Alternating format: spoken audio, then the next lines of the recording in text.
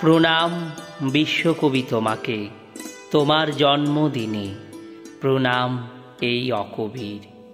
তোমার অফুরান প্রেরণায় এই বিশেষ দিনটা যে ধরনীর বুকে বিশেষ হয়েই আসে প্রত্যেকবার। এ দিনটা প্রতি বছরই শোনায় শুধু নূতনের জয়গান। কবিপক্ষে তাই স্মরণ করি তোমার শুভ আগমন বারবার।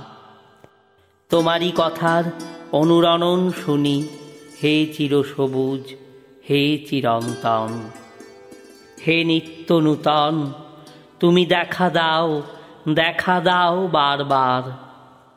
তাই এ পুণ্যক্ষণে প্রণাম তোমাকে এই কবিপক্ষে।